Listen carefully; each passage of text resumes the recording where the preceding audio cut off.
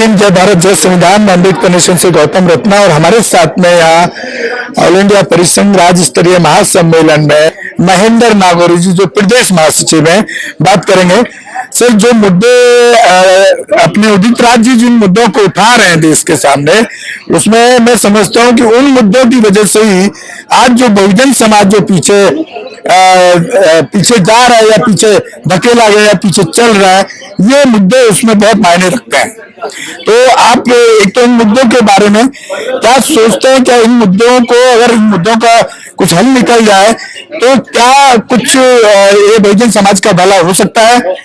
और या आप जो बाबा साहब अम्बेडकर से कितने प्रभावित हैं आप, ये सब के बारे में थोड़ा एक मैसेज, क्योंकि हमारे जो व्यूअर्स अम्बेडकर नेशन पे बहुजन समाज का व्यूअर्स है। धन्यवाद गौतम जी। आप परिचय भी दे। मेरा परिचय मैं देना चाहूंगा। महेंद्र नागौरी, प्रदेश महासचिव, अनुसूचित जाति जनजाति संगठनों का अखिल भारतीय परिसंघ का।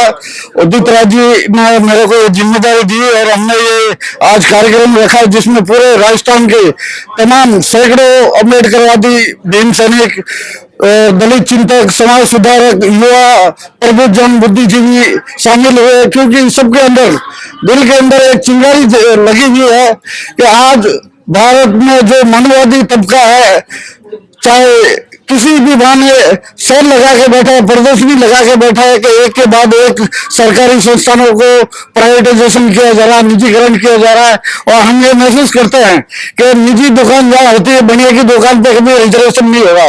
बनिया को लगाएगा, हमारे दलित और बहुजन आदमी को कभी कोई रिजर्वेशन सीट पर नौकरी नहीं मिलेगी।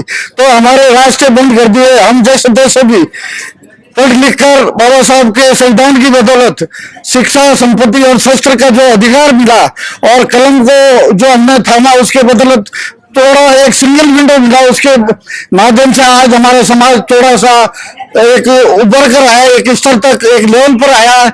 लेकिन इन जो मनोवादी ताकतें हैं, इनको ये हजम नहीं हो रहे। आप ये देखिए, बंच ऑफ थॉट्स, उनके अंदर क्लियर कट लिखा है कि इनके मोहल्ले के अंदर ठेके चलाओ, गाँव के दुकानें खोलो, इनको आध्यात्मिक झगड़ों में, जंजीरों में बांध दो ताकि शिक्षा के अंदर इनका ध्यान ही नहीं जाए।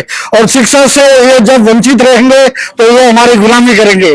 और बाबा साहब ने जब 1947 में 2 साल 11 महीने 18 दिन की कड़ी मेहनत के बाद में 150 देशों का संविधान का अध्ययन करने के बाद में इतना खूबसूरत संविधान का तोहफा दिया, उसका कोई मुकाबला नहीं है। आज संविधान को बिल्कुल चेंज करने की बात की जा रही, जो बहुजन समाज को कतई स्वीकार्य नहीं है। आप देखेंगे कि जो हमारी गोल्डन संस्था। सर, मैं अभी टोक रहा, आपने कहा कि बहुजन समाज को संविधान बदलने की जो तैयारी करी जा रही है वो बहुजन समाज करने नहीं देगा या स्वीकार्य नहीं होगा। इसमें मेरा एक बहुत बड़ा कठोर सवाल है, कड़ा सवाल है, कह सकते हैं देसी भाषा में।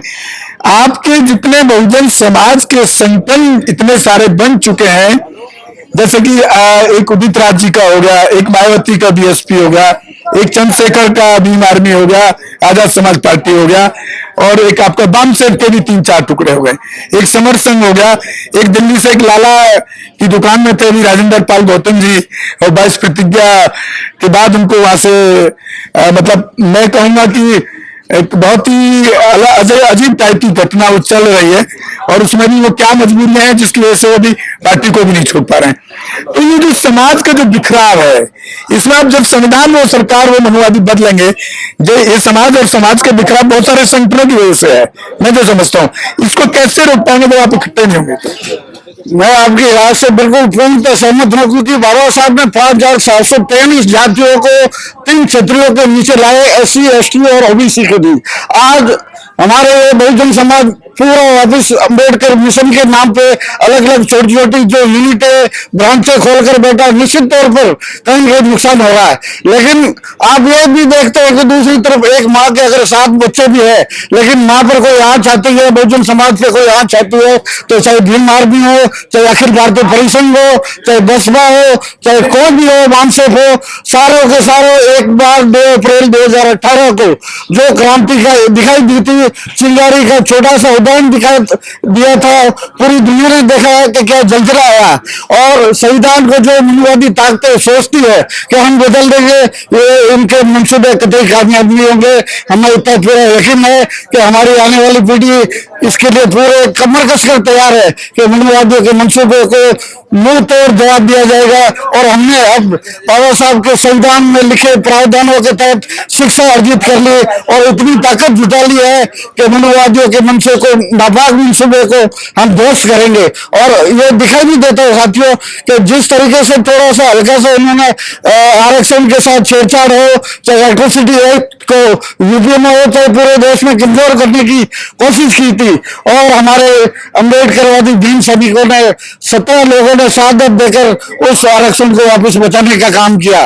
तो ये जो भी सरकार, केंद्र सरकार बैठी है, ये उस मुगालते में नहीं रहे कि ये कुछ आरक्षण के साथ में, तो संविधान के साथ में छेड़छाड़ करेगी और हम मुंह पे उंगली रखकर चुपचाप बर्दाश्त करेंगे। अब हमने लोहा लेने की कसम ले ली है। और आज जोधपुर में, राजस्थान में जो हमारे राष्ट्रीय अध्यक्ष उदित राज जी और राष्ट्रीय महासचिव ओम सुधार जी ने हमें आह्वान किया है कि 28 नवंबर 2022 को दिल्ली में एक सैलाब आएगा और जोधपुर से कम हम 500 लोग शिरकत करेंगे। सर, अभी यहाँ पर एक साथी थे, कोई बहुजन युवा साथी थे, उन्होंने जितेंद्र मेघवाल के लिए अपने गांव से पैदल मार्च किया काफी लंबा। और क्योंकि उदित राज जी अपने परिसंघ के साथ साथ कांग्रेस में भी है और कम से कम 1-2 स्टेट में तो कांग्रेस की सरकार बची है, जिसमें राजस्थान भी है, 2-3 फिलहाल तो उनका भी हो गया है। तो फिर वो जितेंद्र मेघवाल में ऐसे केसेस में अभी तक न्याय, जस्टिस डिलीवर क्यों नहीं हो पाता है? जितेंद्र मेघवाल के जिस सरकार में परिसंघ के चेयरमैन है, उसको हिलाने की ताकत रखते हैं, उस मुख्यमंत्री से जवाब मांगने की ताकत रखते हैं। वो एक स्टेट में बैठा है, वो सेंटर में उदित राज जी वहां बैठे हैं। परिसंघ के माध्यम से एक मैसेज तो सरकार से, बीजेपी के टाइम ये उसमें सांसद रहे थे, इन्होंने मुखर होकर 600 क्वेश्चन जो रोज किए थे, शायद पार्टी लाइन से आगे जाकर उन्होंने जो हिम्मत जुटाई, उससे बीजेपी के अंदर एक जबरदस्त टिकट काट दिया गया, उनका टिकट भी काट दिया गया। उनका टिकट काट कर बिल्कुल बदले की भावना, प्रतिशोध की भावना उन्होंने दिखाई कि ये कभी बहुजन समाज को दिल से स्वीकार नहीं करते। और इनको अफसोस भी नहीं, क्योंकि IRS जैसी रैंक, इतनी बड़ी पोस्ट का त्याग करके शहादत देकर अम्बेडकर मिशन बढ़ाने के लिए उदित राज जी ने जो कदम उठाया, उसके लिए पूरा देश उनका मुरीद है। और मैं तो समझता हूँ कि आज के आधुनिक भारत के वो अम्बेडकर की संज्ञा दी जाए तो कोई अतिशयोक्ति नहीं होगी। रही बात इंद्र मेघवाल में न्याय नहीं मिलेगी, तो कांग्रेस सरकार है और इसमें हमारे उदित राज जी भी है, लेकिन अशोक गहलोत सरकार ने हमेशा दलितों का हित देखा है और तुरंत राहत प्रदान करने की कोशिश की। लेकिन मनवादी ताकतें 36 कौम के नाम पर एकजुट हो जाती है और राजनीति में कहीं न कहीं ये इनडायरेक्टली, अप्रत्यक्ष रूप से दबाव बनाने का काम करती है। इन्होंने जो राजनीतिक दुरुपयोग किया 36 कौम के नाम पे, जबकि उसमें मुश्किल से 2 या 3 जातियों से ज्यादा उसमें कोई शिरकत नहीं करने वाले थे, लेकिन कांग्रेस सरकार भी कहीं न कहीं अप्रत्यक्ष रूप से दबाव में आई। लेकिन हम उम्मीद करते हैं कि इन दबाव को वापस दूर कर अशोक गहलोत एक क्रांतिकारी निर्णय लेंगे, एक साहसिक कदम उठाएंगे और बहुजन समाज को न्याय देंगे। बहुत बहुत धन्यवाद महेंद्र नागौरी जी, आपने हमारे चैनल के माध्यम से हमारे बहुजन समाज के लोगों को बाबा साहब की आइडियोलॉजी और अपने संगठन के प्रति जो आपने बात रखी, उम्मीद करते हैं कि उस पर लोग कुछ ना कुछ आपको चलेंगे, आपने जो उनको बताया उस रास्ते पे चलने की कोशिश करेंगे। मैं एक लास्ट में, मेरा जो चैनल एक खास काम करता है सर, उस पर भी मैं आपको भी बता रहा हूँ, आप उसको ज्यादा से ज्यादा प्रमोट कीजिए। और मेरे चैनल पे जिन केसों में जस्टिस डिलीवर हुआ है उनके वीडियोज भी हैं, क्योंकि हम खाली वीडियो दिखाते नहीं है, जब तक उसको जस्टिस डिलीवर नहीं होता है तब तक हम उस केस को हैंडल करने की कोशिश करते हैं।